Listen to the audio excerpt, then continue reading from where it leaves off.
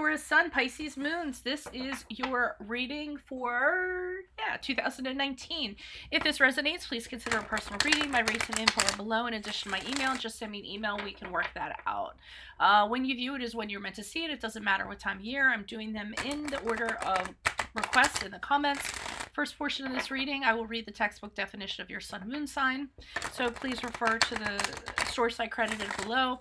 And then I will lay out the main cards. We'll take a quick look at your 2019. Second portion of this reading will be the link below to the Vimeo reading, where I will have a deeper interpretation of the cards along with clarifiers. I will be breaking the year up into 4 quadrants.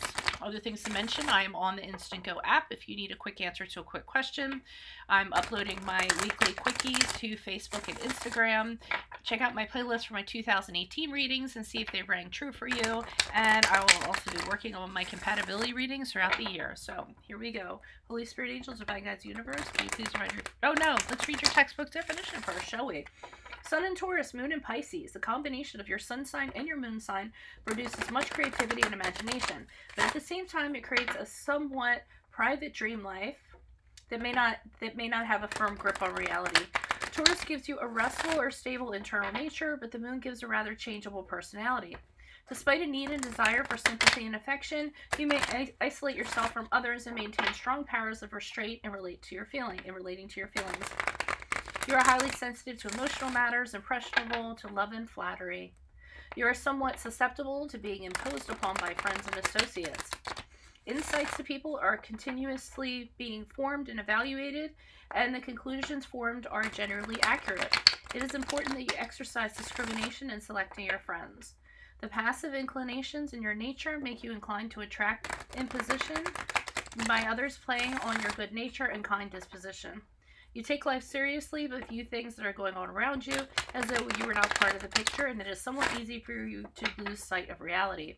You can be extremely amiable when you permit yourself to respond to people in a spontaneous and natural manner. Because of this, you are a natural for romance that is always strong in your nature. You have a stubborn streak. It can be a very protective device and helpful if you don't let it become too powerful in your personality. A tendency towards overindulgence can cause you some problems at times. Too much worry, food, sex, pleasure seeking. Avoid brooding and feeling sorry for yourself. You do much better when you open up to people and keep yourself on a positive track. Okay, so Holy Spirit, Angels, Divine Guides, Universe, please find your truth, your clarity, your wisdom, your insight for Taurus Sun, Pisces Moons for 2019. Please grant with objectivity and read these cards as they're intended to be read, and say your messages as you intend to be said. Taurus Sun, Pisces Moons, and I'm sorry if I mixed that up. Okay, so can you please show me what is in store for Taurus Sun, Pisces Moons, January, February, March? Okay, we have the Justice card in reverse. What do you see for them April, May, June? We have the Seven of Cups in the upright. What do you see for Taurus Sun, Pisces Moons, July, August, September? We have the Two of Wands in the upright. What do you see? The Chariot card in reverse. Okay, so in the beginning of the year, so January, February, and March, you could have a legal judgment that goes against you. The Justice card here is the card of Libra, if that resonates for some of you, but it's usually something that does not go in your favor in the legal department, okay? So just be aware of that.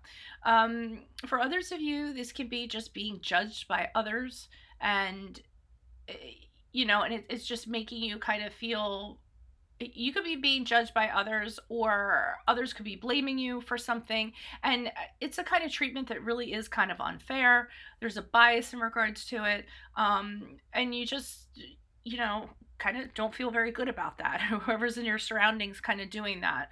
It's also a card of dishonesty, so you could be dealing with some sort of dishonesty that is affecting you in an unfair manner, or isn't working out, you know, isn't helping you out in regards to things. So and just be careful of that general atmosphere going into January, February, March. Just be aware of that.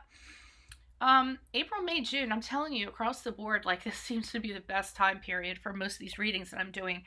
We have the Seven of Cups in the upright. Now, you're going to have a lot of options available to you, whether it be suitors, whether it be offers, whether it be decisions that you have, and everything, you know, looks so wonderful.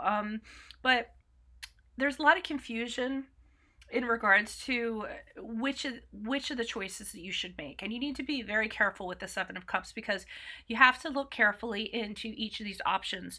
So it's an offer. If it's an offer, make sure you research the offer. It's a suitor, make sure they don't have, you know, baggage that they're carrying around or what have you. Okay, so even though there's a lot of options coming in, and that's a really good thing, you're just going to have to be a little more careful about doing your due diligence in regards to looking into things, okay? So you can become more grounded before making a decision.